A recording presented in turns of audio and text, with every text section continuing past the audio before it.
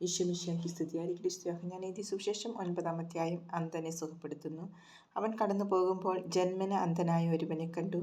ശിഷ്യന്മാർ യേശുവിനോട് ചോദിച്ചു, റബ്ബി, ഇവൻ അന്ധനായി ജനിച്ചത് ആരുടെ പാപം നിമിത്തമാണ്? ഇവൻ്റെയോ ഇവൻ്റെ മാതാപിതാക്കന്മാരുടെയോ? യേശു മറുപടി പറഞ്ഞു, ഇവൻ്റെയോ ഇവൻ്റെ മാതാപിതാക്കന്മാരുടെയോ പാപം നിമിത്തമല്ല, പ്രത്യുത ദൈവത്തിൻ്റെ പ്രവൃത്തികൾ ഇവനിൽ പ്രകടമാകേണ്ടതിനാണ്. എന്നെ അയച്ചവൻ്റെ പ്രവൃത്തികൾ പകലായിരിക്കുമ്പോഴും നാം ചെയ്യേണ്ടിയിരിക്കുന്നു. ആർക്കും ജോലി ചെയ്യാൻ കഴിയാത്ത രാത്രി വരുന്നു. ലോകത്തിലായിരിക്കുമ്പോൾ ഞാൻ ലോകത്തിൻ്റെ പ്രകാശമാണ്. ഇത് പറഞ്ഞിട്ട് അവൻ നിലത്തു തുപ്പി തുപ്പൽ കൊണ്ട് ചെളിയുണ്ടാക്കി അവൻ്റെ കണ്ണുകളിൽ പൂശിയിട്ട് അവനോട് പറഞ്ഞു, നീ പോയി സീലോഹ, അയക്കപ്പെട്ടവൻ എന്നർത്ഥം, കുളത്തിൽ കഴുകുക. അവൻ പോയി കഴുകി കാഴ്ചയുള്ളവനായി തിരിച്ചു വന്നു. അയൽക്കാരും അവനെ മുമ്പ് യാചകനായി കണ്ടിട്ടുള്ളവരും പറഞ്ഞു, ഇവൻ തന്നെയല്ലേ അവിടെ ഇരുന്ന് ഭിക്ഷ യാചിച്ചിരുന്നവൻ? ചിലർ പറഞ്ഞു, ഇവൻ തന്നെ. മറ്റു ചിലർ പറഞ്ഞു, അല്ല, ഇവൻ അവനെപ്പോലെ ഇരിക്കുന്നു എന്നേയുള്ളൂ. എന്നാൽ അവൻ പറഞ്ഞു, ഞാൻ തന്നെ. അപ്പോൾ അവർ അവനോട് ചോദിച്ചു, എങ്ങനെയാണ് നിന്റെ കണ്ണുകൾ തുറക്കപ്പെട്ടത്?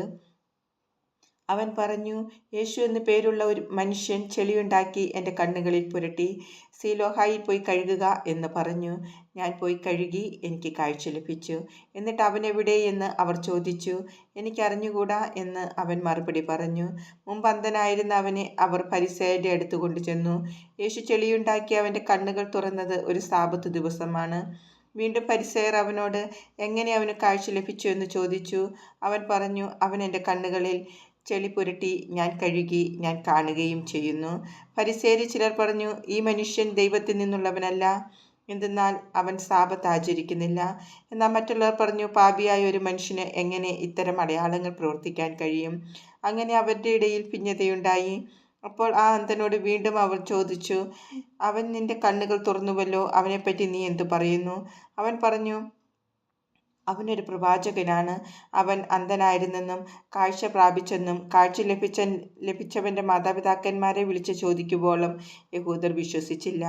അവർ ചോദിച്ചു, അന്ധനായി ജനിച്ചു എന്ന് നിങ്ങൾ പറയുന്ന നിങ്ങളുടെ മകൻ ഇവനാണോ? ആണെങ്കിൽ എങ്ങനെയാണ് അവനിപ്പോൾ കാണുന്നത്? അവൻ്റെ മാതാപിതാക്കന്മാർ പറഞ്ഞു, അവൻ ഞങ്ങളുടെ മകനാണെന്നും അവൻ അന്ധനായി ജനിച്ചു എന്നും ഞങ്ങൾക്കറിയാം.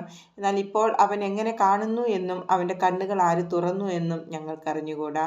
അത് അവനോട് തന്നെ ചോദിക്കുവിൻ. അവന് പ്രായമായല്ലോ, തന്നെക്കുറിച്ച് അവൻ തന്നെ പറയും. അവൻ്റെ മാതാപിതാക്കന്മാർ ഇങ്ങനെ പറഞ്ഞത് യഹൂദരെ ഭയന്നിട്ടാണ്.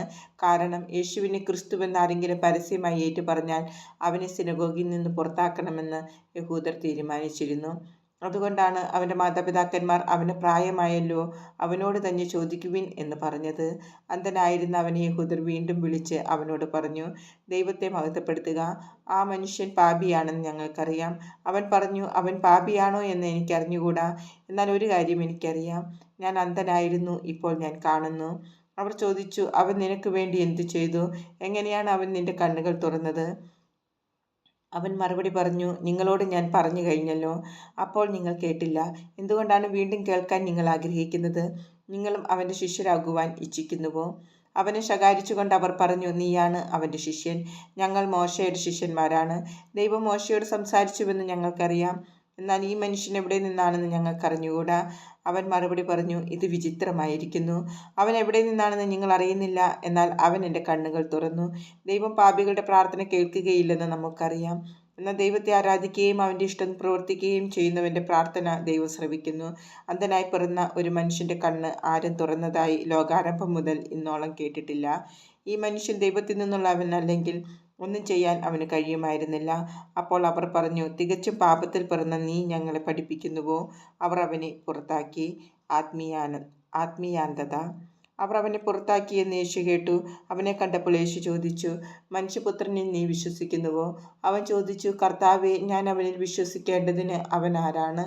യേശു പറഞ്ഞു, നീ അവനെ കണ്ടു കഴിഞ്ഞു. നിന്നോട് സംസാരിക്കുന്നവൻ തന്നെയാണ് അവൻ.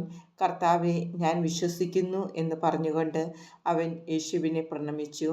യേശു പറഞ്ഞു, കാഴ്ചയില്ലാത്തവർ കാണുകയും കാഴ്ചയുള്ളവർ അന്ധരായി തീരുകയും ചെയ്യേണ്ടതിന് ന്യായവിധിക്കായിട്ടാണ് ഞാൻ ഈ ലോകത്തിലേക്ക് വന്നത്. അവൻ്റെ അടുത്തുണ്ടായിരുന്ന ഏതാനും ഫരിസേയർ ഇത് കേട്ട് അവനോട് ചോദിച്ചു, അപ്പോൾ ഞങ്ങളും അന്ധരാണോ? യേശു അവരോട് പറഞ്ഞു, അന്ധരായിരുന്നെങ്കിൽ നിങ്ങൾക്ക് പാപമുണ്ടാകുമായിരുന്നില്ല. എന്നാൽ ഞങ്ങൾ കാണുന്നു എന്ന് നിങ്ങൾ പറയുന്നു, അതുകൊണ്ട് നിങ്ങളിൽ പാപം നിലനിൽക്കുന്നു.